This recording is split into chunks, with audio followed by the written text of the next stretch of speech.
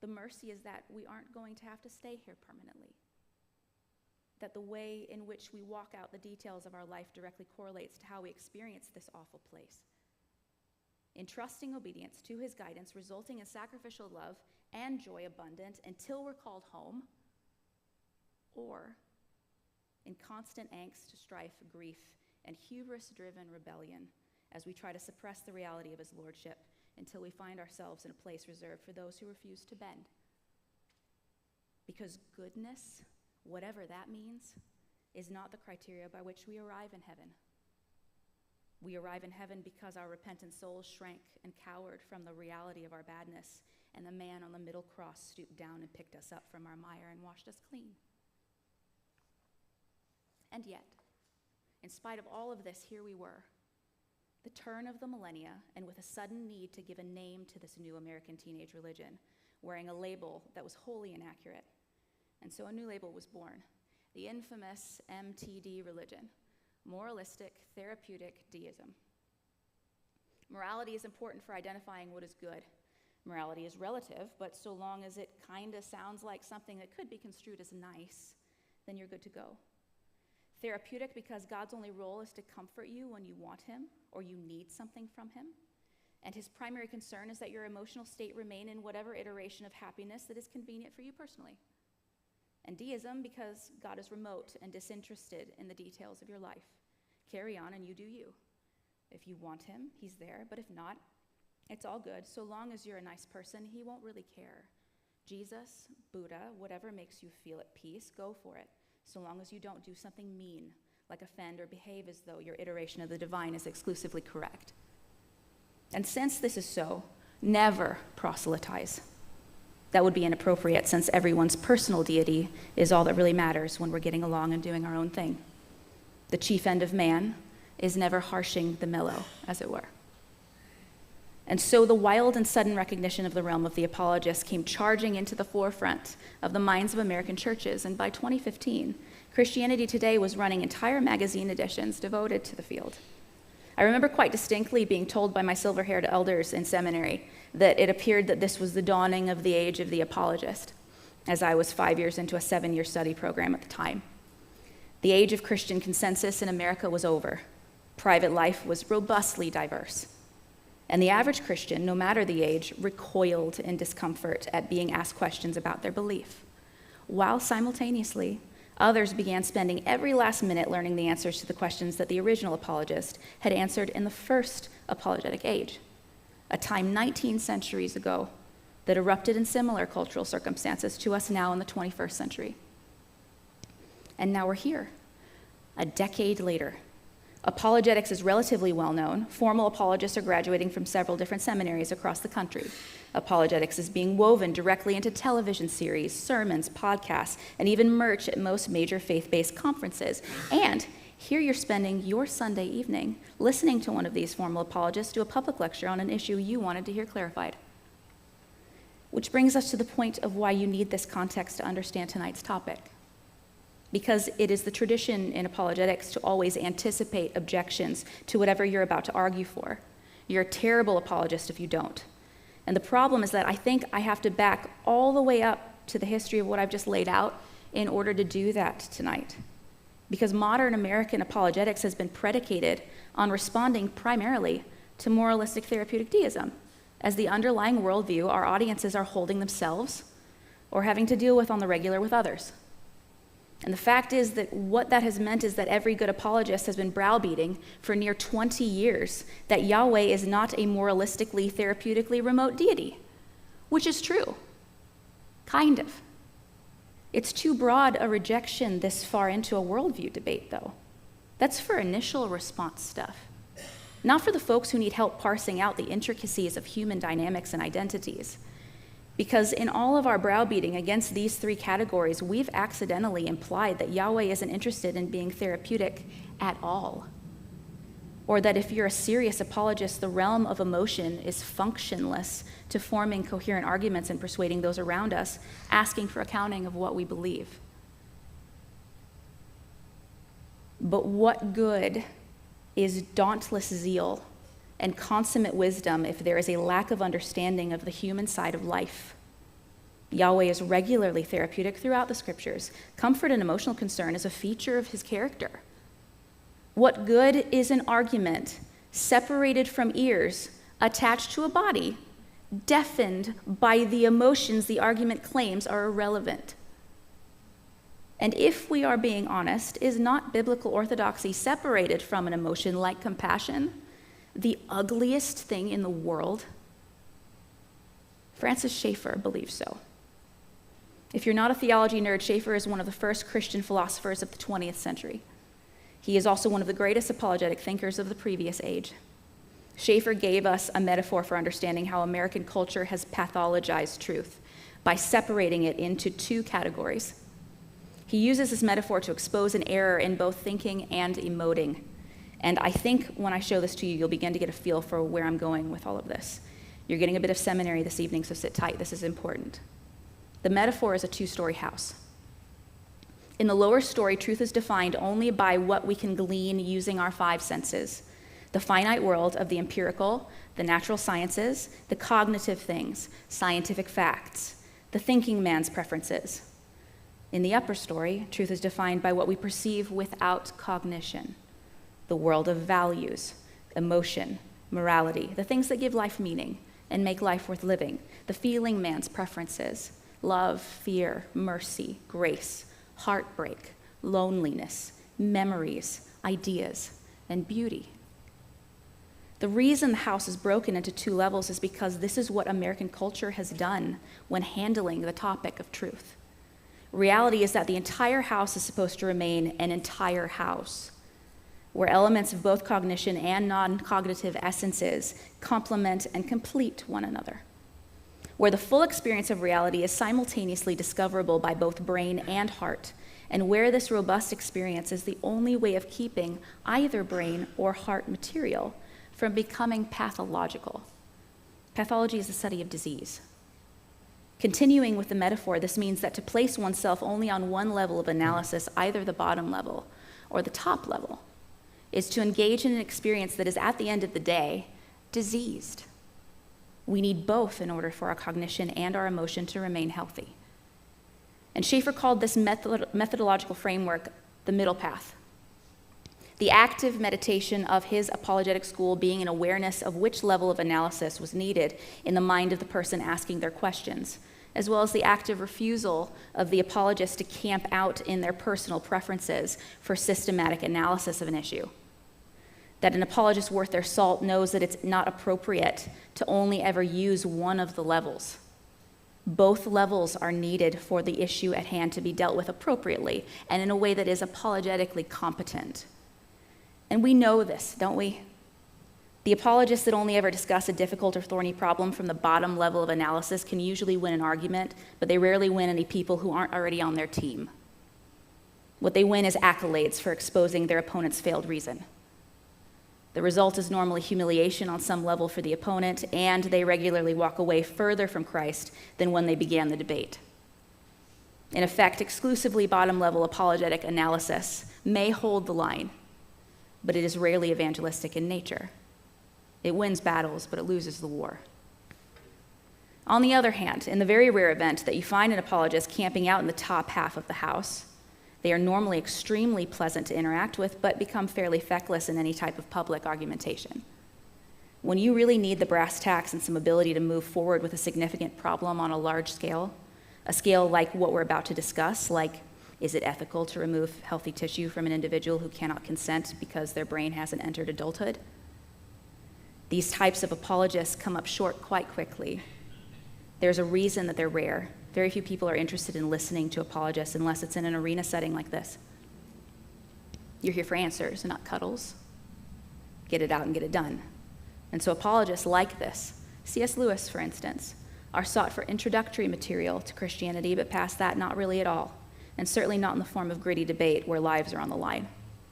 It's evangelistic in its pleasantness, but even C.S. Lewis would tell you that he didn't arrive at being the C.S. Lewis we know and love without his friends. And one friend in particular, J.R.R. Tolkien, an apologist in his own right, browbeating him with his own inconsistent thoughts regarding the nature of myth and archetypes. I'd like to suggest to you this evening that given the history of apologetics and the current American cultural norm to split up our analysis of truth based upon our own personal preferences for dealing with it, that we move away from our personal preferences at all and move instead into an era where what drives our analysis is what the person in front of us needs instead of what we feel the most comfortable with or favor ourselves. To move the preferential treatment of material off of us as the objects of concern and onto the preferences of the person in front of us, meaning that we get really used to jumping into whichever level of analysis we do not like, so that we're prepared with positions that are accurate as well as dispositions that are accurate. On top of this, what this means is that, practically speaking, there will be multiple ways to answer a question sometimes. 2 ways of responding, one on the top level and one on the bottom level. In effect, a simultaneous way of answering one issue contingent upon the needs of the person asking the question. And I would like to suggest to you, in order to illustrate what I'm getting at here, that the Lord himself modeled this in the 11th chapter of John's Gospel. Turn in your Bibles with me for a moment and let me show this to you. This won't take but a moment. Look at this detail in a story most of us have heard 1,000 times, the raising of Lazarus. If you are unfamiliar, let me set the stage for you. It's winter, and Jesus has just attended the Feast of Dedication and almost been stoned again by the Pharisees in Solomon's portico. The Feast of Dedication is Hanukkah, by the way, which means the setting you should be imagining is a very cold winter with snow on the ground. Yes, it does snow in Jerusalem. Christmas time there is very similar to ours. Jesus has been sent a message that his good friend is gravely ill. This friend is the brother of Mary and Martha, Jesus' disciples. They have been separated up until this point and are asking Jesus to return to them since they are only a couple of miles away in a township called Bethany. By the time Jesus is finished ministering to the people who have come to him for healing, Lazarus has died and has been interred long enough that the putrefaction process has well set in for his body. Jesus arrives at their home and at the location of the tomb to find both women distraught for obvious reasons. I'm going to pick up the story here at verse 17 in my New English translation. For those of you who are following along online, chapter 11, verse 17 and following of John's Gospel. When Jesus arrived, he found that Lazarus had been in the tomb 4 days already. Now Bethany was less than 2 miles from Jerusalem, so many of the Jewish people of the region had come to Martha and Mary to console them over the loss of their brother. So when Martha heard that Jesus was coming, she went out to meet him, but Mary was sitting in the house. Martha said to Jesus, "Lord, if you had been here, my brother would not have died. But even now I know that whatever you ask from God, God will grant you." Jesus replied, "Your brother will come back to life again." Then Martha said, "I know that he will come back to life again in the resurrection at the last day." Jesus said to her, "I am the resurrection and the life. The one who believes in me will live even if he dies. And the one who lives and believes in me will never die. Do you believe this?" She replied, "Yes, Lord, I believe that you are the Christ, the Son of God, who comes into the world." And when she had said this, Martha went and called her sister Mary, saying privately, "The teacher is here, and he is asking for you." So when Mary heard this, she got up quickly and went to him. Now Jesus had not yet entered the village, but was still in the place where Martha had come out to meet him. Then the people who were with Mary in the house, consoling her, saw her get up quickly and go out. They followed her because they thought she was going to the tomb to weep there. Now when Mary came to the place where Jesus was and saw him, she fell at his feet and said to him, "Lord, if you had been here, my brother would not have died." When Jesus saw her weeping, and the people who had come with her weeping, he was intensely moved in spirit and greatly distressed. He asked, "Where have you laid him?" They replied, "Lord, come and see." And Jesus wept. Thus the people who had come to mourn said, "Look how much he loved him." But some of them said, "This is the man who caused the blind man to see. Couldn't he have done something to keep Lazarus from dying?" Yes, this man, Jesus, absolutely could have stopped Lazarus from dying. And if you continue to read, you find out that the entire experience of Lazarus, even to the point of death, was an incident of miraculous mercy on a multitude of levels. Not only does this incident demonstrate yet again that Jesus really is who he claims to be, Yahweh incarnate, but it also begins Lazarus' change in occupation from petty thief into disciple of Christ and the first patriarch of Crete. giving those of us going through our own trials a measure of perspective and proportion in the reminder that even unto the point of death, what we experience in this broken world both proves Christ and improves us, even if we don't yet see that context in the same way Lazarus did until he emerged from the tomb. But that talk's for another night. The reason I bring this to your attention now is because of the way Christ responds to Martha and Mary. Both raise the exact same qualitative objection. How could you have let this happen, Lord? Fundamentally, they ask of Christ exactly the same objection every honest Christian must contend with at some point in their lives. How could a good Lord have allowed this horrible thing to occur? And Jesus responds to each woman in the manner in which their disposition required. Martha needed a bottom-level analysis. She needed reason, proof, context, fact. Martha receives the verbal explanation for what is occurring, and she receives the preference that is noteworthy regarding her character. She's regularly heady throughout the gospel accounts and fairly stoic in disposition. And Jesus obliges her. But for Mary, the woman who had previously responded to the deep and profound knowledge of the imminence of Christ's impending death with the pouring out of her most expensive perfume on his feet and the consequent washing of them with her own tears and drying with her hair, the deeply emotive woman, he responds to exactly the same question from her with simply weeping.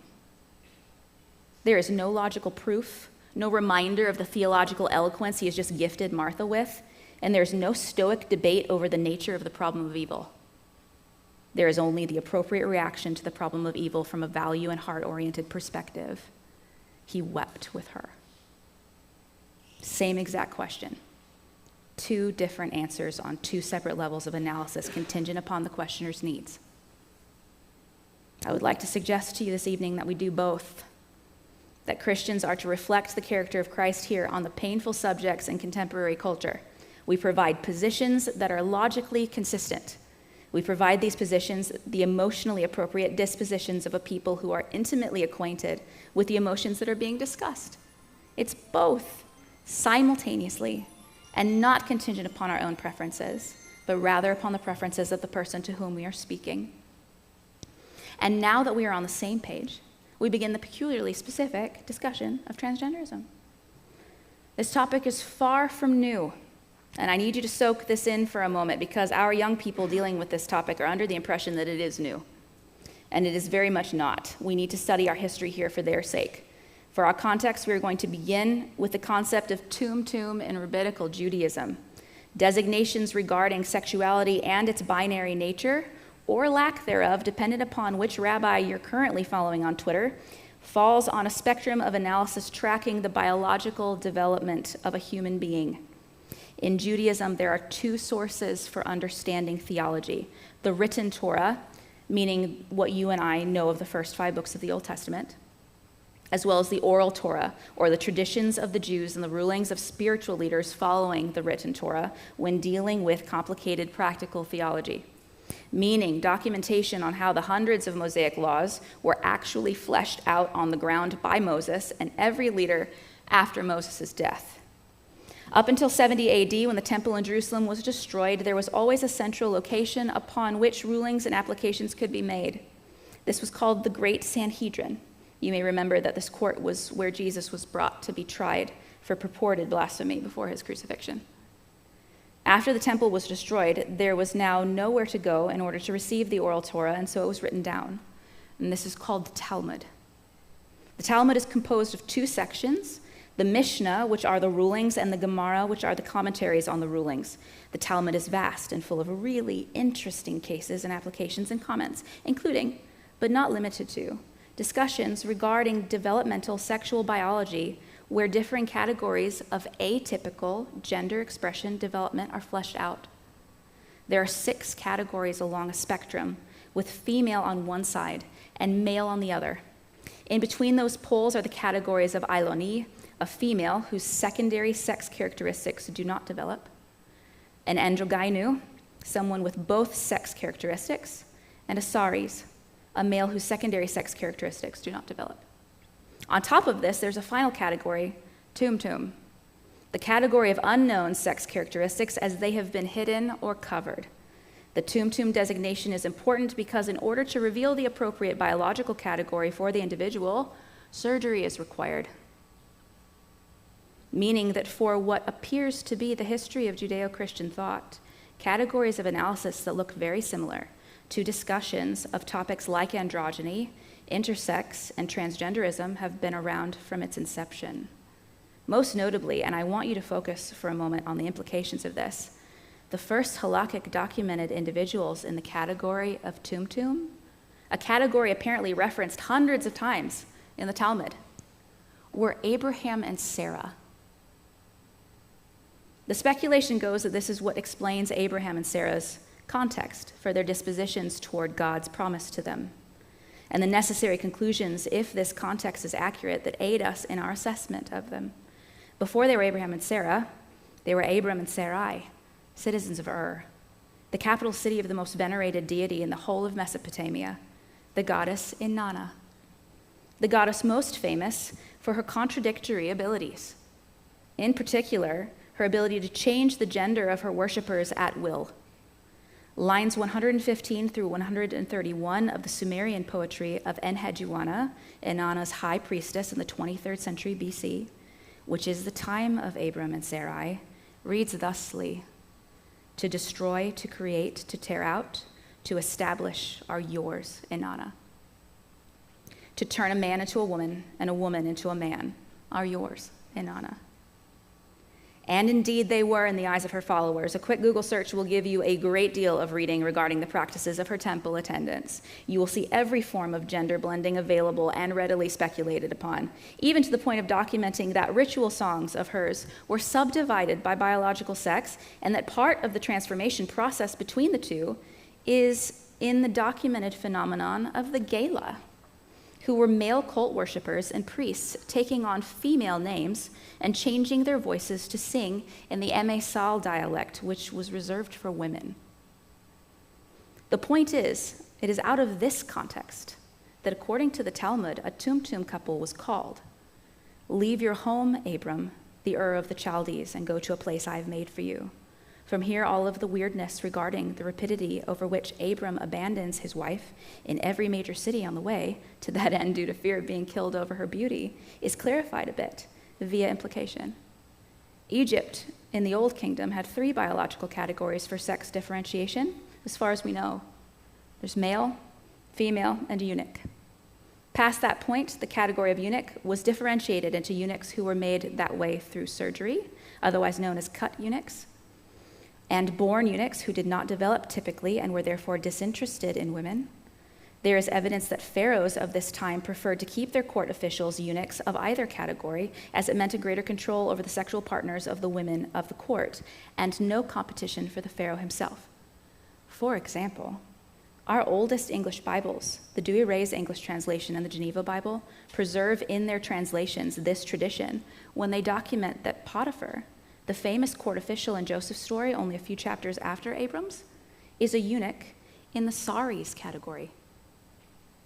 And what is more is that given the details preserved in Genesis about him, the fact that he is a eunuch in the saris category and married means that it was probably only a legal marriage, and a very unsatisfying one at that for Potiphar's wife, which means the incident of predatory lust over Joseph by her was way more involved than just an OG episode of Desperate Housewives.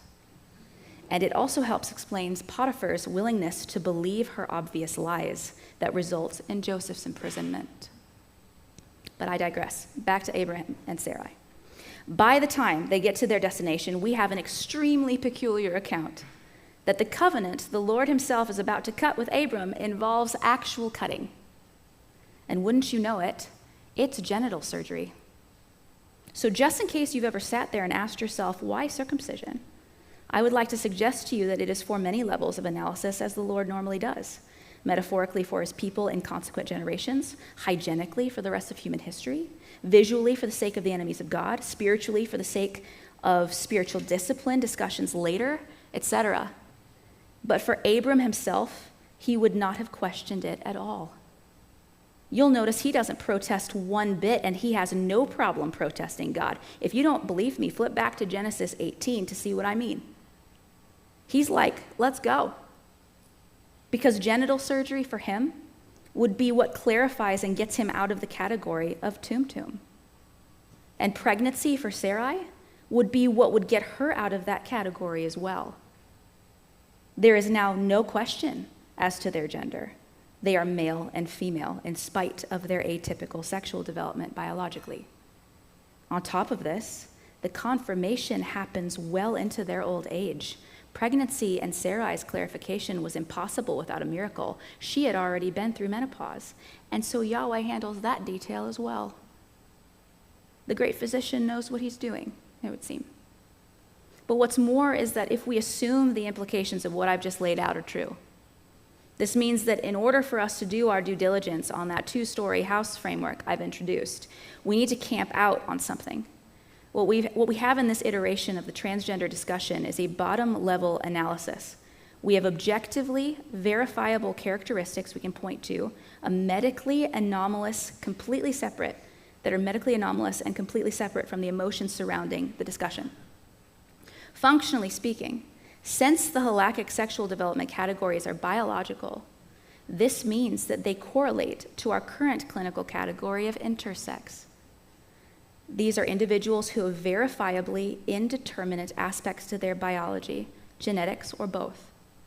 Depending upon who you are speaking with and how up on the vocabulary being tossed about these days defining gender categories, which changes near daily.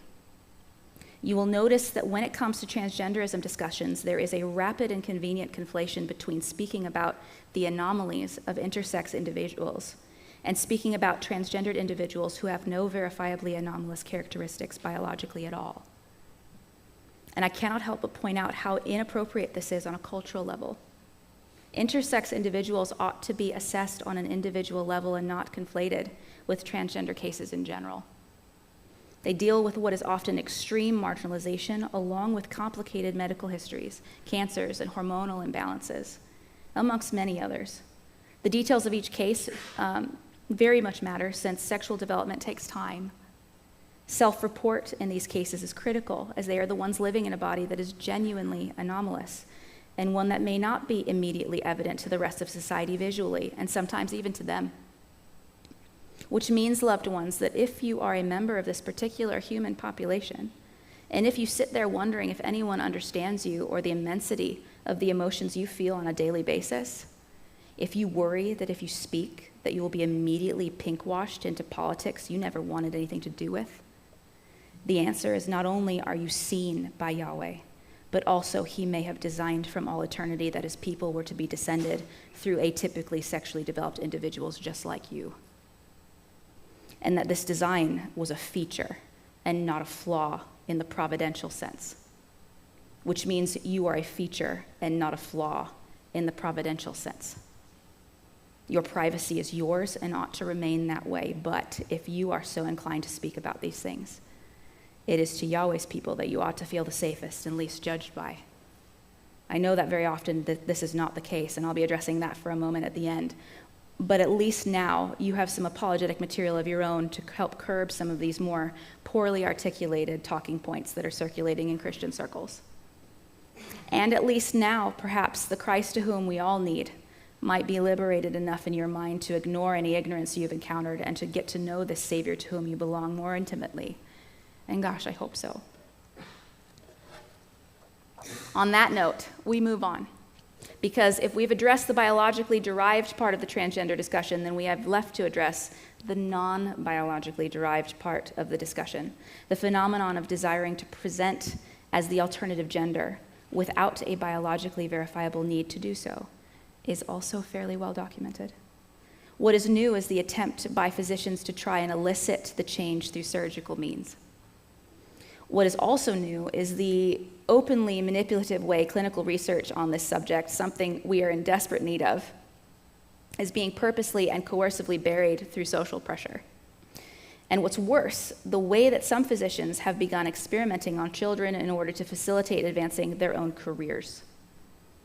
More on that in a moment, but it is in this context that we find ourselves currently in the transgender discussion in this category, a landmine of contradictory and ill-fated pseudo-medical jargon all packaged into a minority group. A minority group experiencing genuine suffering that is being leveraged and paraded by maniacal sycophants, desiring to experiment on our little ones under the guise of liberating the discriminated. What we're dealing with in this category is regularly mob cowardice blindly presenting itself as morally superior. And it's doing serious and permanent damage to the individuals in this category wearing the label transgender. Very serious damage. And in order to understand my strongly worded verbiage here, I need to take you back a few years in the history of medicine on this subject. In 2003, psychologist and professor at Northwestern University, Dr. J. Michael Bailey, published his now famous book, The Man Who Would Be Queen: The Science of Gender Bending and Transsexualism.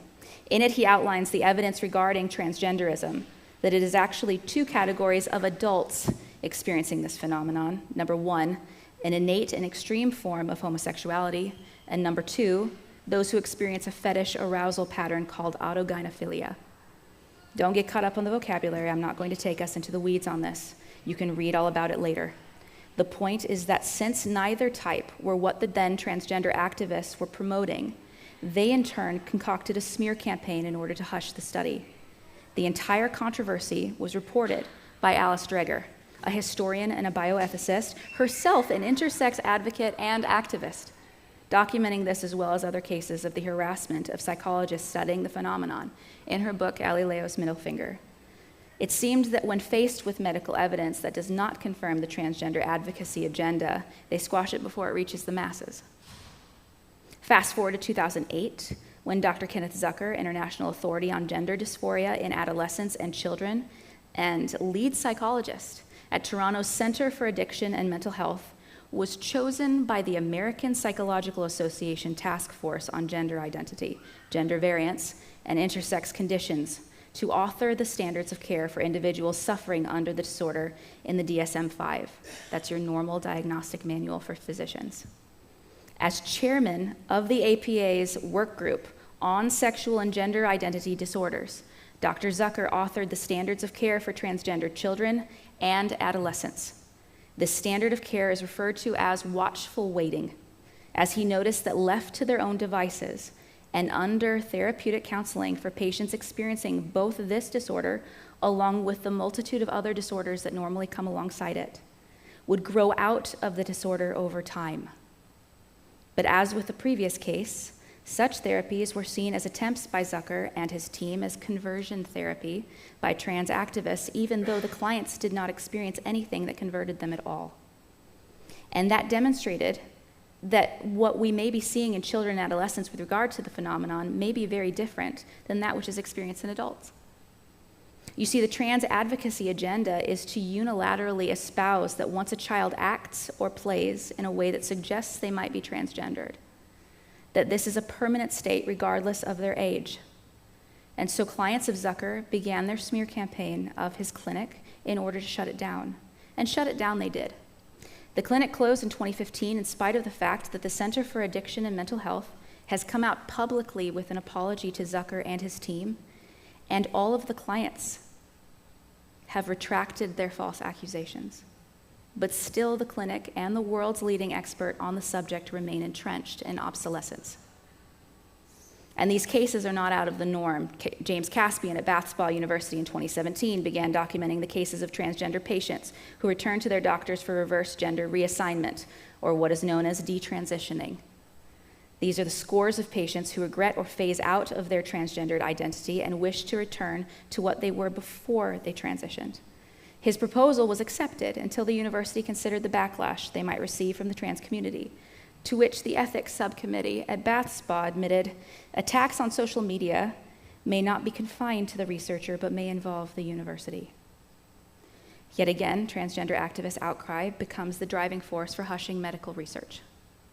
Even more startling, in 2019, Lisa Lippman of Brown University noticed a predominance of what she outlines as rapid onset gender dysphoria in adolescents who experience sexual trauma or bullying and who find solace in binge-watching transition stories on YouTube. She demonstrated that these cases appear to be manufactured and a form of gender dysphoria by way of social contagion. Her work has been so buried that it takes significant work simply to be able to read it. Are you getting the picture here? You see, the problem with a transgender diagnosis is that it is a self-diagnosis. There is no objective criteria to prove or disprove that someone is transgender. We don't have enough studies to know what is going on yet for certain in these cases. And every time an actual study is performed for the purpose of seeing what is going on, when it is a study that might not sit well with the current advocacy groups, it's silenced. The only thing medical professionals have to go off of is the patient's word, which is why they're referred to gender clinics elsewhere. Yet, very damaging and permanent hormone therapy is the modus operandi for these gender clinics. And in increasing cases, like Dr. Joanna Olson-Kennedy's study of gender nonconforming children, we're watching children as young as 8 years old being given hormone blockers to halt puberty, and girls as young as 13 being given radical mastectomies for research purposes. These are irreversible procedures on children where there is literally no way to confirm medically that these children are what they are self-reporting, and at an age when they are still building snowmen and believing in the tooth fairy. How could a child this age possibly be able to consent to and understand the drastic level of consequences to such a decision? Or understand the burdens of these treatments? And on top of all of this, why is it that the American Psychological Association's therapy protocols for this are being completely ignored? Especially when the evidence we do have points to a conclusion that says when it comes to this category of transgenderism, that surgical and hormonal interventions are potentially abusive to the mental health of the adult, who should be expected to mature out of it and wonder why medical professionals affirmed a non-medical professional's self-diagnosis with zero diagnostic criteria to objectively verify it. That's not science, and it certainly isn't medicine. The point is to do no harm to the patient. So why aren't they being referred to the clinicians that have a care protocol that does that? And questions of this nature on this topic are near limitless because of this. Do we move our assessment out of the realm of the scientific or bottom-level analysis and into a top level, perhaps, to solve it? It seems to me that this is already happening amongst advocacy groups. But unfortunately, no. This change of analysis from science to values really does very little to help here, since one of the most obvious problems with some of these talking points is the highly concerning problem of treating gender as binary under their own framework. The value undergirding this particular discussion is that if a child presents as a tomboy, that this means she is actually a boy's identity in a girl's body, and therefore the way forward is to transition her body to match her identity. Which begs the question, how do you know that she isn't instead a young lesbian? Or even more emphatically, how do you know that she isn't any of the other genders available to identify with? Why is the world being construed as needing to be in a male or female category at all for hormone shifts and surgeries? Isn't the point of this worldview to dispense with binary male and female in the first place? And if genitalia doesn't determine gender, then neither would removing it. Is gender biologically determined or not? We can't say it's all socially constructed in one breath, but that it's also biologically determined in the other. Are you following how many things need to be nailed down from both bottom and top levels of analysis before we proceed in this discussion? Which I suspect is why that as of February of last year, the summary recommendations in the nations with the longest histories of transgender surgeries, Holland, Sweden, Finland, Norway, and the UK, all agreed that on the basis of the evidence, that the category of transgenderism we are describing here be kept as a diagnosis of gender dysphoria or gender non-congruence, and that all hormonal and surgical interventions on minors be illegal, and that presentation of gender dysphoric symptoms in children and adolescents be referred to psychiatric care and gender exploratory psychotherapy instead. But you didn't hear anything about that particular headline, did you? So what now? What do we do with all of this information? How does one proceed when a problem is thorny and complicated and admittedly we're far from a clear picture or the luxury of many decades of human analysis to fall back on? We go back to the start of this talk and we assess ourselves. To whom are we speaking? And to what end are they needing an answer? Are we speaking to auditoriums of people who need a bottom-level empirical analysis? Are we speaking to a cohort of peers who already understand that level of analysis and are in need of the reminder of the dangers of an echo chamber, and that the thorny subject involves deeply intimate and profoundly painful emotions? Are we speaking to an individual who needs to be reasoned with, or an individual who needs to be wept with? Perhaps it's a bit of both. But what we desperately want to avoid is the pitfall of having only conversations in the categories we personally prefer. You know the ones. All humans have them. They're the ones you practice in your head to whatever audience is the most annoying to you. Practicing speeches that may or may not ever come. They're the condescending tropes you rehearse that, if we were being honest, carry with them a disposition that communicates, I think the people who are seeking nuance where I see none are idiots, and I'm going to make sure they know it through the tone of my voice. They're the dismissive slogans delivered with the refusal to even entertain the thought that perhaps you're missing pertinent information, that if we were to being honest, carry with them a disposition that communicates the belief that everyone looking for something genuinely objective on such a difficult subject is beneath you. What we do instead is to actively seek to mitigate creeping sin in ourselves first, before we react, lest we give our great enemy exactly what he wants, which is to keep us believing that each other is the enemy instead of him. We do not lie. We do not abuse. We study the scriptures. They were designed expressly for these moments. The entire point of Yahweh giving us a map of how to determine our steps is so that we know what to do when everything gets dark and we don't have all of the answers. The protocol does not change. When we do not know what else to do, we look at each other, we weep over the state of things, and then we take them to the foot of the cross and we focus on Christ. Because if we fail to preach the gospel to ourselves on this subject, we will fall into the pathological ends of either category of analysis, trusting ourselves and trusting our experiences, and slowly corroding into an echo chamber unto ourselves. On the bottom level analysis, we will result in a horrible kind of arrogance, believing we understand everything. And on the top level of analysis, abject despair, believing there is nothing available to understand. And if we are not careful, those diseased dispositions will be precisely what the enemy wants anyway, which is on one hand to destroy the church from inside through smugness, while on the other hand giving everyone outside of Christ a perfectly good reason to reject his message with glibness. And I want you to meditate on what I mean by this, since I only have your attention for a few more minutes. And I suspect I'm actually currently preaching to the choir.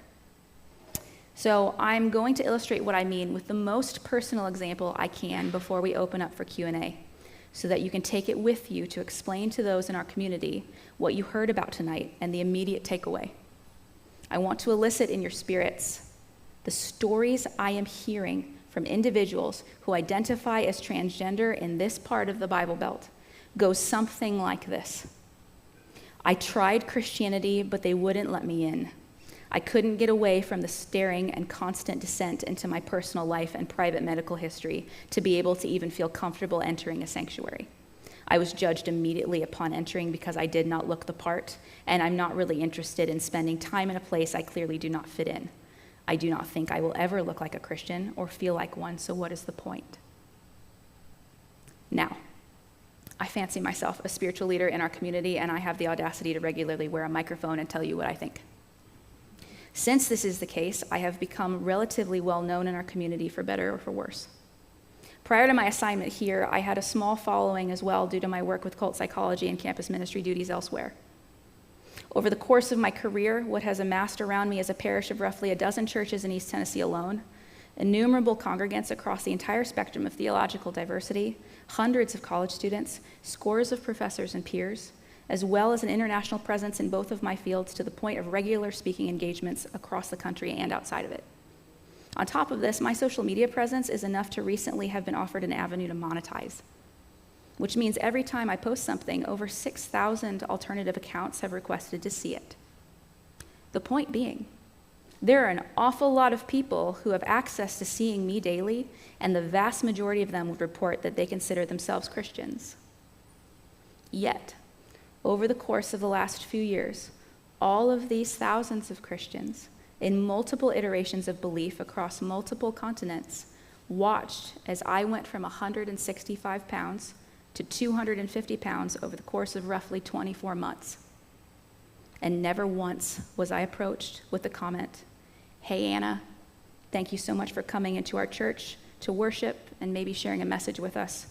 But I can see that the most pressing issue we need to discuss is you appear to be living in an openly gluttonous relationship with food."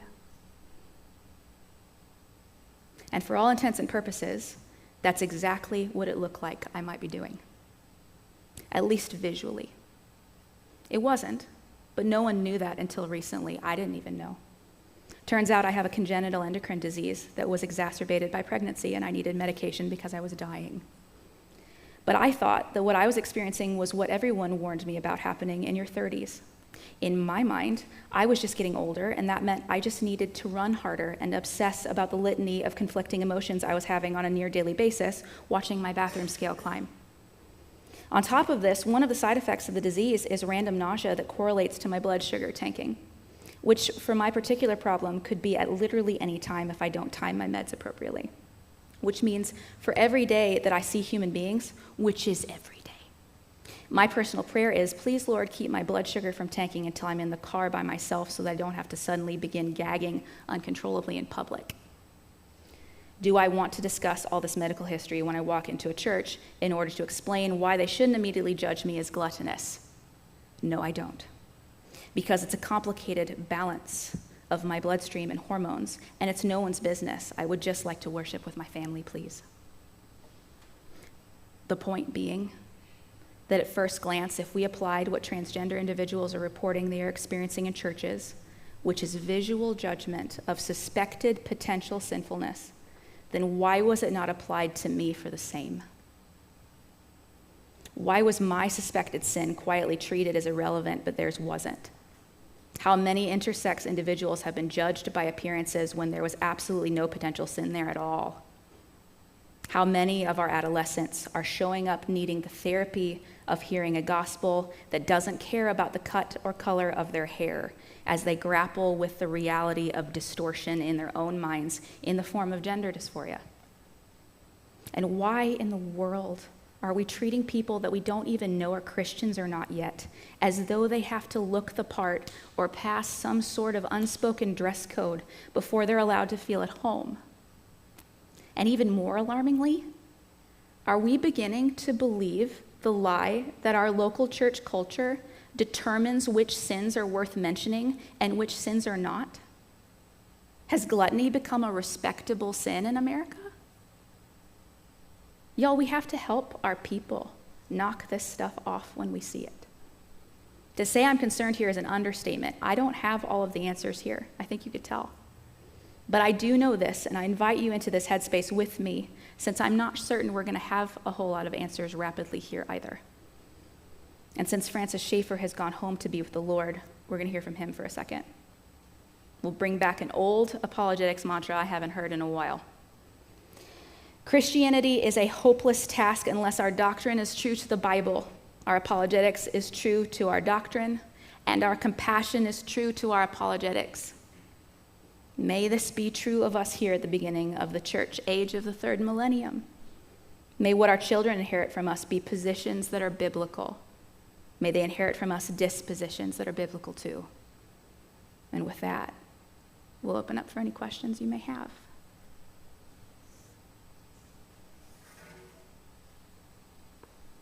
There are mics up front. If you're scared, you can jump on the YouTube channel and put your question in online.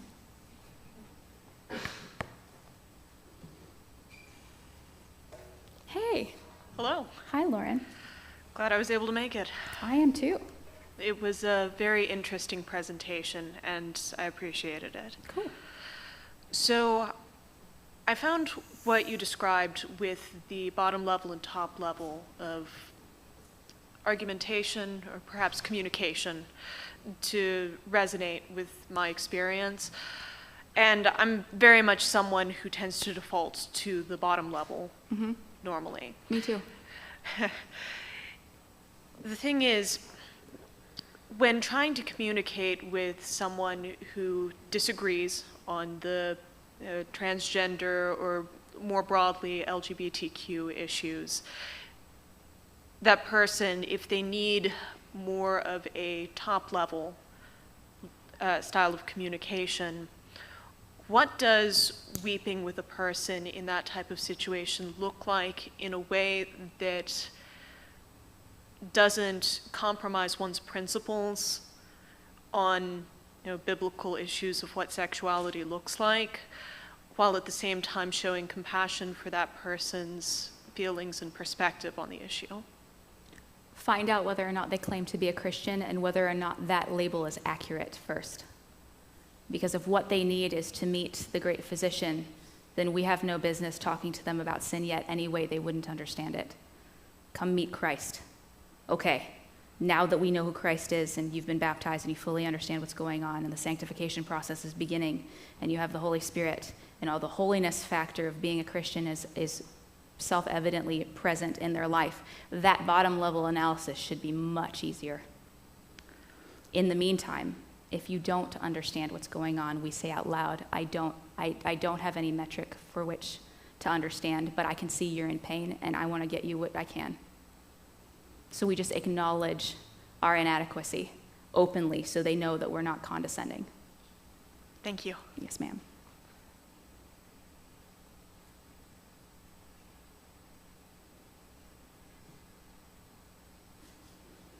Nobody's set a trash can on fire yet. I'm proud of y'all. This is why I do this here. Yes. I don't play with matches, so you're good. My name's Corey Mounts. It's nice to meet you. Hello. Just curious about what your interactions with the transgender community have been like. Fairly robust. So the beginning of my career was in the largest LGBT community in the world at the time. It was Gainesville, Florida. This is back in the early 2000s. We were the first people to elect an openly gay mayor. So it was exclusively LGBT for the time that I was in, at the beginning of my undergraduate career in religion and as a campus minister for the Lutherans. So significant. Since then, I've had the privilege of working through therapies with several individuals who identify as transgender.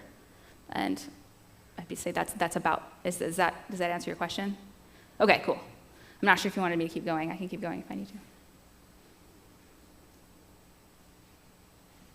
Really? I did that good of a job. Just kidding.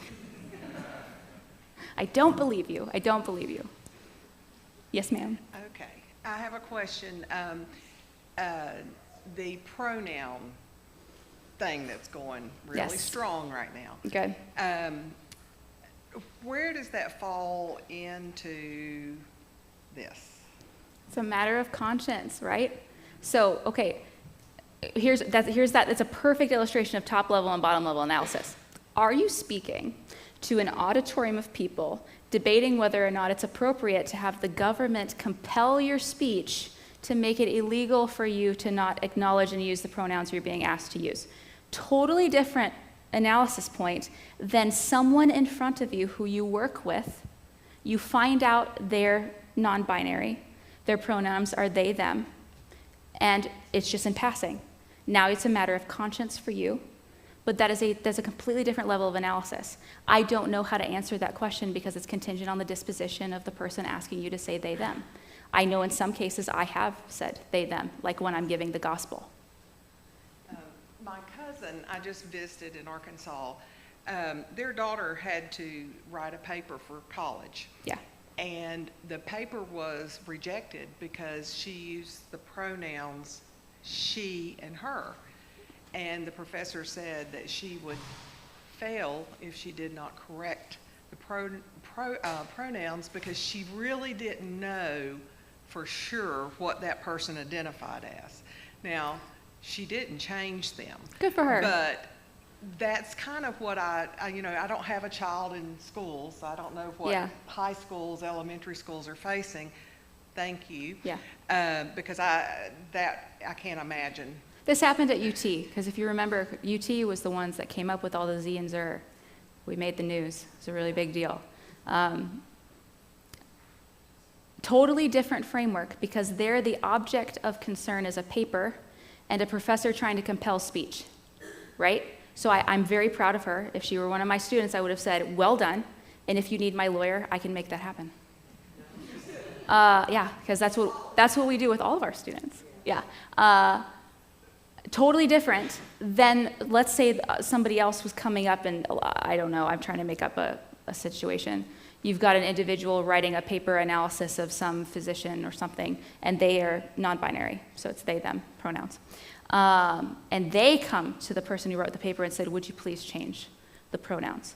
Now we've got an issue of, okay, I'm talking to the person who's asking me. The object of concern is a human being. We would need to analyze the state that the person's in. But at the end of the day, if you don't have time to do all of this, it is a matter of conscience. Say a prayer, listen to the Holy Spirit, and go. Because I don't have a general answer for all of these at all, because the details actually matter.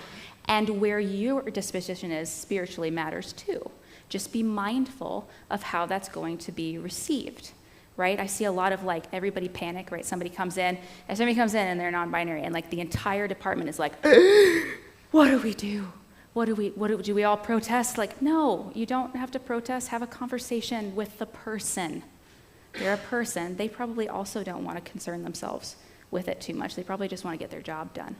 At least that's been my experience. It's rare for me to see real big advocates that stay in a job long, because they normally can't, because they're doing advocacy all the time. So I don't know the answer. What I do know is that you are free as Christians to do whichever one you are prompted to do, okay? Because sometimes it's in care for the other person. Other times it's because your spirit is like, nope, I can't. I'm supposed to not do this. And I can't tell you what the Spirit's going to tell you. Okay. Yes, ma'am. Answer my question. Oh, okay. Okay, because if I don't want to call you, if I want to call you he or she, Yeah. okay, am I supposed to feel bad if you're offended because I call you a he or she? It depends. I don't know. Like, no, you don't have to do that. You don't have to feel badly. But let's say we're a personality that's rather abrupt normally. Our disposition is pretty, we're in your face, like an apologist, right? Maybe a little bit of Asperger's in there. And you hear he or she, and you're immediately triggered, and you're over there going, or you say he or she, and they're claiming it's a she, and actually they're a he, that kind of thing. Mm-hmm. And you go up to them, and you're like, he, him. You know that what I'm talking about. It happens all the time. Okay. Stop it. If you call yourself a Christian, knock that crap off immediately. Okay. If you're not a Christian, keep it up. Okay? But if you don't know, if they're not a he or a she, And it's just roll with it. If you don't know, it's really none of our business. Just Okay. like our medical history is not anybody else's business. so then if they go, whoa, Yeah. don't call me that, then am I supposed, I'm going to be okay with it? How am I You supposed to? you are free to be okay with that. If you're not okay with it, then we can delve into more details about why, what's going on. Or do you actually know this person? Are you deeply uncomfortable for some reason? And in which case you can avoid using pronouns entirely and just use their name. Okay. Yeah. The point is you're free. We just want to stop with the like, don't do that. Stop doing that, please. Please. Okay. Hello. Hi, Amanda. Thank you for the speech. Yeah. I have a tough question for you, or at least it's tough for me. Of course you do. No, it's okay. Yes. So I hear the argument in favor of affirming someone's gender, and it goes something along the lines of, would you rather have a dead daughter or a living son? Because if you don't affirm them, they're going to kill themselves, and that's going to be your fault. So you should just, do what makes them feel comfortable. So I'm wondering what your Yes. response is to that. Yes. Blackmail via suicide. That's what that is. I'm going to control you with a threat, then I'm going to end my life. That one is extremely hard because it's normally used, and this is something that's taught on YouTube. Young people can learn how to do this and what to leverage for to get the right medications. So you need to know that out there. You know your kid. And if it's the case that they are going to be suicidal in that sense, then all you have to do is say, honey, I love you to pieces. Let's go ahead and take you to the hospital then. Because half the time, what you're hearing is something that's rehearsed as opposed to something that's real. it doesn't matter if it's rehearsed, you have to take it seriously every time. So if we're to the point where a kiddo is threatening that they're suicidal over this issue, the issue is not that we go ahead and start castrating them chemically, because that would be abuse. It's to go, okay, well then we're gonna go ahead and take you to the hospital where I know you won't be able to do that. And then we'll assess from there. Okay? Yeah, and then, yeah, I think that's a great response. So then for, like, usually it's not the potentially suicidal child who's making the argument, it's like, yeah, the college professor or like the adults who are telling people that's why you need to affirm them. So would you say that's the same response as like we would give to the child than we would give to like the people who are just saying that? I feel like it's kind of the equivalent to like... Well, it's a non-starter. Here's why it's a non-starter. Suicide rates are higher after you transition. You are literally mitigating the likelihood of suicide by not permitting them to do hormone replacement therapy. And we have the numbers now. That's why Finland and Sweden did what they did. It's astronomically higher once you transition. It is famously so. So there's your Thank rebuttal. you. And I love to get those from you. Okay, no problem. No Thank problem. you. Yes. I'll have a quick statement and then a question. I'm sorry about my voice. No problem. Hi, Dr. Bean. I'm sure you're aware of this, but earlier this year, the state legislature did pass a law against gender-affirming medical care. I have heard that. I did not confirm it. Brilliant. So the law passed, and it's not being taken to the Supreme Court or anything. Therapies have been stopped Brilliant. this year. Brilliant. The question, you mentioned a very pertinent term, social contagion. Yes. Would you care to expand on that a little? Social contagion. This is the phenomenon that you see in the form in a. I see you back there. Thank you. Like when everybody has the exact same meme all of a sudden, and they're all using it. You know what I'm talking about when you're on social media and the same meme goes through? That's kind of like a social contagion. Social contagion is something that so rapidly spreads through the population, a belief or a practice, something that is an idea or a talking point that is just suddenly there. And there's almost no time to respond to it in any real deep analysis. It's just suddenly a truth culturally, and you're like, where the heck did this come from? Right? Hashtags can be a minor form of social contagion, these like slogan-y things. But in this particular case, the social contagion was the sudden rise of uploading videos tracking your transition, and it was getting clicks, and people were getting views, and that was becoming popular, and so everybody started doing it simultaneously because obviously there was a lot of gain. And so suddenly you have thousands of videos of people playing with transition, some of them fake, some of them real, some of them just to get clicks. Nobody knows because it's a video on YouTube. But your kids are on their phones in their room moving through all this, and they don't have any protocols for who would determine what's real and what's not, and they're already a mess. Do you remember being a kid? It's awful. It's awful. You hate your body. All of us do. All of us do. We have all been through this in some iteration. Body dysmorphia, everywhere. It just happens to be that this one was something that caught on really, really quickly. And you get a lot of attention for it. That's social contagion. Is it okay if I go back there first? Because I missed the hand initially. Della? Absolutely. So, is this thing on? Okay, fantastic. We have two questions. First question, can you elaborate on the Abram and Sarai medical situation that you mentioned earlier? Can I elaborate? Yeah. So they've got primary, so the Ilani and the Saris. So that's, Ilani is the female. She has XX chromosomes, and potentially her visually, she looks like she has the genitals of a female. That may or may not be true. We don't know exactly because we can't see inside.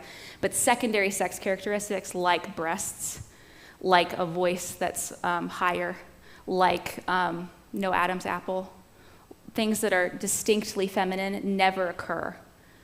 Same thing, it's the Saris category is the opposite. So we have male genitalia, or at least we can see male genitalia. But secondary male characteristics never turn up either. So their voice never drops, right? They don't have the Adam's apple. They never develop any body hair, right? Things like that. Does that help? We'll see. I hope it does. I guess they can't tell me yet. The second question is, if someone with another type of mental disorder asks you to affirm their disorder, should you? Look, if you're not a clinician, you don't have to do anything at all. You can just be like, oh. Do you know what I mean? Like, you don't suddenly turn into a medical professional when somebody asks you to. You can just be like, not it. That's okay. Seriously, we do not have to have the answers to all these things. We can just be like, do you know what? Actually, I know somebody who you should talk to, and then introduce them to a medical professional. So, no, you do not have to immediately affirm anything. Neither do you have to deny anything either, and probably an on-the-fly diagnosis in your mind of the person who's talking to you is probably not appropriate regardless. Do you know what I mean? Okay, go ahead. Oh, all right. My brain wants to say, well, what happens if I read everything on the internet so I know? No, that's a bad joke. Sorry. The reality is that everybody talks about what's happening in schools without actually being in schools. Yeah. I'm a high school teacher. So we've had this discussion I'm in Knox County. Okay. So we've had this discussion about pronoun and what you want to call a student, if they want to call this. Honestly, especially what you want to call a student, I guess more that idea of the person being in front of you. Mm-hmm. I mean, we live in the South where every other student wants to be called by their middle name. So sorry about that. But anyway, the reality is if they're Mary and they want to be called Billy, I'm going to call them Billy because I think that's kind of disrespectful to them. Sure, and it detracts from your job, which is not to be concerned with these things. Right, and so I think that there's an easy way to get mixed up in a lot of this stuff that it doesn't, I'm not saying you don't stand up for what you believe in, but I think that people are ready to fight, just like people on the other side are ready to fight when there should be some love. Right, keep the fight on the government level. There's a difference between you choosing of Right. your own accord to use the term Billy instead of Jenny, Right.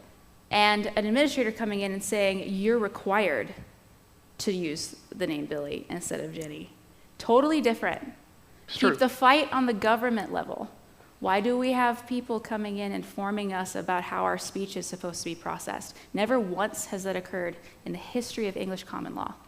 Cut that nonsense out immediately. Absolutely fight all the way. Call ADF, Alliance for Defending Freedom. Tell them I sent you. No problem. Totally different than when somebody's standing in front of you saying, I'd like to be called Billy instead of Jenny. Totally different. Well, true, and as a social studies teacher, we have all this conversation about race and all that stuff, and I talk about it in my class, and I say that we have to talk about it or we're going to go down the same roads and have those same horrible decisions made, that we need to talk about it so we can love each other. Yeah. And so then if somebody is struggling with that, they're going to come to somebody that they feel loved by as opposed to somebody that has put up a... Specifically, is to point out to all of the people wanting all of these nuanced, formats and pronouns and all that stuff, and they want to wear different things and they want to look different ways, to be like, look, I don't want to deal with any of this. It's way too complicated. I have enough on my plate as a teacher. We're just going to go to a dress code and watch all of the young people panic. There's been that discussed, Because that can too. be arranged. Yeah. Yeah, that has been discussed as well. Yeah. Especially these guys that are pro-communism. I love pointing out, have you seen communist schools? Do you know how much easier that would be? Do you know who don't care about your pronouns? Yes, We can go there if you need to. true. All right, well, thank you. You're welcome. Hey, Josh. Okay, so I think I have a bit of a tough question as well. Okay. So I heard your point about criticizing Christians who don't treat people with the kind of love that we ought to treat people because they identify as transgender. And I think that criticism is well placed. But my question is, to what extent does the church have to guard itself from the corruption by these ideologies so that they don't fall apart in the way the Methodists have? Or like at UT, we have at least 2 campus ministries with their own buildings that Right. fly trans and LGBTQ flags. Right. So I guess to what extent is keeping trans or LGBTQ people at arm's length from Christian groups an attempt to preserve the theologically sound nature of the church? And where do you draw the line between those two things? Yeah, good. This is going to sound terrible, but it's just this. And I don't mean this as a pat answer at all. There are lines in here, distinctions, definitions. There are also things that we're free to follow our conscience on. But in the case of the specific things that you're bringing up, how do we not keep them at arm's length while still protecting, like, biblical orthodoxy, for example? The best I can say is we don't keep anybody at arm's length. We teach what this says, and if they want to keep us at arm's length, that's their right. But we never go, hey, you're not abiding by our theological preferences, you can't come to the Bible study. Rather, we say, this is what the scriptures teach. Would you like to come to the Bible study? And if they don't want to go, then that's their right. But this whole, like, you have to already pre-affirm secondary and tertiary theological issues like what we're dealing with on campus right now before you're allowed in the door. I think that's odd. Make the teachers have the standard. The students can be whatever they want. If they're coming to the Bible study, great. Does that help you at all? I think your analogy with the Bible study helps, but I guess what I'm trying to say is you have a group of new believers being led by a teacher, and say some critical mass of them are LGBTQ plus whatever else, and they sort of guide the Bible study in a way that the teacher disagrees with and corrupt the other members of the Bible study who came to hear the word. Like, oh, okay. Does this Ask issue... them. Just ask them. Yeah, I would go apologetic with it. And again, obviously, you're hearing a lot of Anna right now. This is my preference. I would go to the individuals who are new Christians and say, hold up, we're teaching a new Christian Bible study. That means the primary Orthodox issues are what are being discussed. The Trinity, hypostatic union, resurrection of Christ, absolutely having nothing to do with human sexuality. Could you guys cool it and save that for your own Bible studies later? We've got things to focus on. Then if there's an issue of, well, can we just deal with human sexuality? Well, now you've been invited, and now you can do a study on that if you need to and have the young people see that there are distinctions, but it was an invited thing. We don't let people just come in and wreck the course of a Bible study, and we certainly wouldn't run into an immediately controversial topic with brand new Christians unless you're me. Right? But I signed up for it, right? And you see that. You see that with Rush or Christi. There's a format for that. There's an invitation. Hey, this is apologetics. This is what's set up this way. But in a Bible study framework, you're studying the Bible. You're studying, what are you studying? Is it Ezekiel? Because in expository teaching on Ezekiel, you're not going to touch secondary sexual preferences at all. So where are you in the scriptures? If sexuality needs to come up, fine. Do you see what I mean? Like I need more detail as to what's going on before I can advise how to move further. Because the ministries that you're referencing on campus are not doing any protecting at all. And if you go to the Bible study, you will notice that there's no Bible to study because I've been to them. Do you see what I mean? Okay, thank you. Okay. Well, as a minister and past college professor and so forth, I'm all up for the fight. And in fact, this whole sexuality issue has been an interest to me because I grew up in the Atlanta metro area. And back in the 80s, homosexuality was becoming the thing. And what we have seen happen, in my opinion, over the course of time was you got the same kind of social contagion threats about suicide, about disassociation. If you don't accept me as a homosexual family member, then I'm going to kill myself. I'm going to break bonds. I'm going to leave the church. I'm going to get away from the family, those kinds of things. And all that has happened, in my estimation, over the course of time is that those emotional ties that were so strong and so effective in the 80s and 90s in arguing the homosexuality stuff have been moved on down the line to the point that we get to the transgenderism issue that we have today, and the same kinds of issues are being raised. You accept what I want, or else I'm going to do X, one thing or the other. And, that's that's one of the things that I would like for us to recognize and to try to disassociate ourselves from. You know, the scriptures are very strong about talking about sacrificing, whatever it takes, gouging your eye out kind of stuff. You know, whatever it takes to avoid hell is what we're supposed to do. And if that costs you relationships with friends and family, so be it. You know, those are the things that have to happen. So the church, from a church perspective, and what I've seen and observed in my ministry years in the church, has been that the congregation softens, and the leadership is dependent upon the congregation's money, and so the leadership softens, and they say, well, we're not going to take any hard stances on these controversial topics. We don't want to have to deal with them. We don't want to have to face these issues, because if we do, we're going to lose people. And if we lose people, well, we might lose our job, or we might have to start cutting missions, or we might have to give up our church building. All kinds of these things go in here. And so I understand what Anna was saying. I'd noticed your weight problem before. I never addressed it because, number one, I didn't know it was a sin. Number two, lots of people have health and medical issues out there. Being overweight does not necessarily mean that there's a sin involved. But when you come into a church, usually churches are fairly homogeneous. We have certain standards and certain forms that we typically address. And if you come into a situation and you're radically different from that, then you're inviting problems in the first place. So we need to recognize that it's not all the church's fault. People do have reactions to things that are radically different from what they're expecting. If I brought a skunk in here, you would say, oh gosh, I wasn't expecting that, I want to get out of here, right? Some people have these kinds of visceral reactions to homosexuality, to transgenderism, and other forms of dress and stuff. So that's not necessarily to say it's right, but Good that's job, also Darius. to say, I'm glad that I got somebody. that's also not to say that we should let it bend us emotionally and say, oh, the church is so bad, the church is so awful, that we just need to allow anybody to do anything that they want to.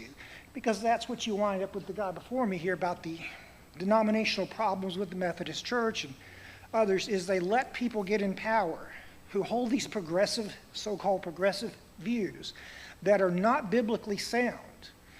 Darius, And if you don't stand up for it, then... do you have a question? Oh. I love you, brother, but you're my social media person, and I'm allowed to poke you because I know you well enough. Okay, well, do you have a question? I had one when I first got up here 30 minutes ago. Look, I'm proud of you because I knew somebody out there is going to be like, look, hold on a second, Yeah. and thank you, and I'm proud of you for that. Well, I'm wanting to see some of these things. I wanted to see just a little bit more said about the topic of what does the Bible actually approve about sexuality. And Just sexuality in general? well, yes, just, I sort of wanted to see it all come together and Okay, talk I'm writing it about, down. and just talk about what is the, what does the Bible actually approve? We often talk about what we don't approve. Yeah. And that's important for the doctrinal I understand. issues. I understand. You stand there and you say, this is what the church teaches. Yeah. And we have to stand on that. I And we had to be really, really concise because I had to make certain know. that the church that hosts me wants to continue to do so. Okay. So I had to keep it down to an hour. Well, all I was really wanting to hear at the end was sort of, what the Bible approves of You're up next. is sexuality within the confines of marriage. And, we need to learn how to recognize that, how to teach it, and how to uphold it. And people who are wavering on this and have these emotional problems that we're dealing with all the pulls from society, we need to figure out how to teach them to conform to what the Scripture says and not have the church conform Totally. to what the world says. Thank you, Darius. Go ahead. You may have already answered this to some degree, but thinking about the power of prayer as believers, and one of the things that we can offer people in love is to pray for them. However, I know this is a complicated transitional process that people go through when they experience gender dysphoria. What do you think about offering to pray for people experiencing gender dysphoria, and does that matter based on where they are in the process in the transition? Does that make sense? Like, did they come to you and ask for prayer, or are you just showing up going, you look strange, you need prayer? Well, when you have someone in your congregation, which I have had, and you have people that say, well, we need to pray for them. You know, we need to pray that God would, you know, remove that dysphoria, that God would restore them to the gender in which he originally intended. You know, And like somebody in the group actually knows that the person has gender dysphoria and is dealing with that specifically? Oh, yeah. And it's not like a gossip, like, Correct. okay, good. Is there anything wrong with praying for people? No. Absolutely nothing. Just, you know, please don't point people out and be like, you're extra strange, you're getting prayer first.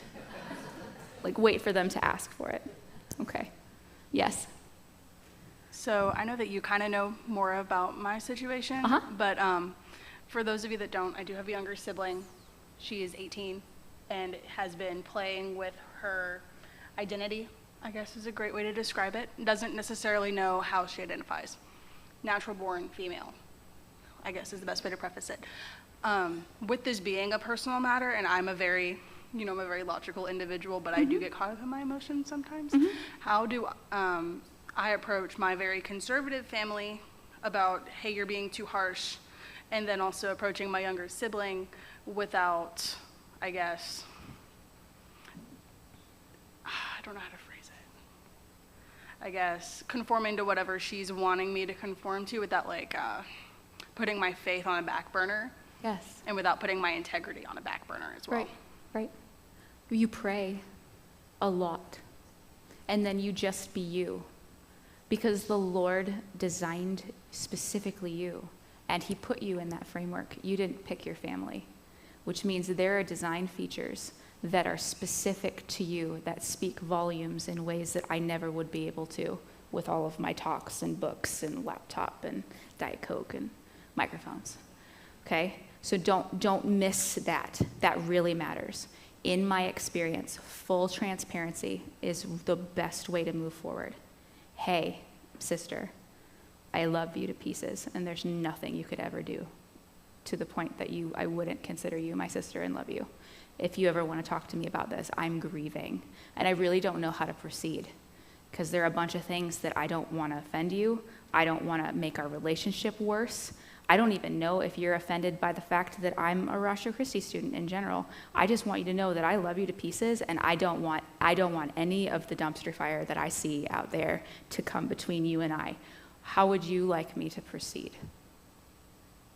Yeah, and I guess, the other part of that being very hyper-conservative father, not saying that that's necessarily a bad thing, but have a hyper-conservative father, indifferent mother. Neither one of them are, I guess, any form of religious. They claim something, but they don't practice. So in terms of addressing them and not harshly addressing my sister, but then also making sure that they also feel heard, but then also addressing all the media stuff with everything else going on has been very interesting. Remind yourself constantly that you cannot control other people. True. Yeah, because they have to sleep in their own heads with their consciences at 3 a.m., and you're not there. So there's an element there. This is something that's come up recently a lot that ended up speaking more volumes than I ever intended, but it was something that I said in passing that I learned when I was a kid with a group of adults who had children who were dealing with this, and they were freaking out. I mean, they were just going nuts. They were listening to all of the podcasts that were all in a very specific area, right? And they did everything. They were having conversations, but really what they were doing was they were screaming at the podcast people. They weren't talking to their kid anymore, that kind of stuff, because it's a panic response. They love their kids, right? But the thing that got the perspective of getting the panic response to be alleviated was a completely different frame of reference. And all that I ended up saying was, please do not forget that your children are the ones who are going to choose your nursing home. And I have never seen more people get uncomfortable in my life. And that was just a phrase that was brought up when I was growing up. That was a phrase all the time. I didn't know it wasn't a phrase in the Bible Belt. I didn't know. But it worked, because all of a sudden it was like the podcasts were gone, and now I'm talking to my baby again. And there's a long-term consequence for the way that I speak and how I perform here, right? And all of a sudden it's okay to just be mom and dad again. I hope that's what happened. I think that's what happened. I don't know if that's good, but yeah, just cold water perspective change when you're dealing with a really like super exposed nerve, taboo subject in a culture. You want to try to flip the perspective out of whatever they've been recently hearing. Okay. That's my little tidbit of psychology for you. So maybe it'll be helpful, maybe it won't. Okay, thank you. Okay. Yes, ma'am? Okay, Anna, how do you keep from saying, well, you would not say it, but God doesn't make mistakes. He made you a girl, you're a girl. He made you a boy, you're a boy. How do you say, okay, well, if to somebody that doesn't think they're a girl or a boy? You know what I'm trying to say? Yes, I totally do. When God made them male and female, Yeah. right? That's Genesis 1. So that should be the, Then he how made, do you keep from saying that's the argument? God made you a girl, God made you a boy. That's what you're supposed to be. Now, why are you thinking that you're something else? right. The thing that it fails to keep in mind is the result of the fall, and that all of creation falls along with Adam when he eats the apple, which means there are parts of our body that are not directly designed for the purpose of the original design of male and female. We've got brokenness now. We have sin, and it's affecting our very biology, which means anomalous development is possible, and it happens all the time. Whether or not this kid has that, I have no idea. But the idea that it could occur is genuinely real and does happen. So keeping in mind the brokenness factor, and in mind that the design framework in sin is providential, not that God causes brokenness, but that God writes straight with crooked lines, right? There are consequences to our fall. That's one of them, and he is now going to use it for his glory. That's where your design matters. You're a feature, not a flaw, even in your brokenness. But it's still anomalous. It's not the original design. Does that make sense? Yeah. Okay. Any questions in the back? No questions from my producer? Okay. That's it, y'all. You made it. I'm so proud of you. I'm so proud of you. Go in peace, serve the Lord. Be safe driving home.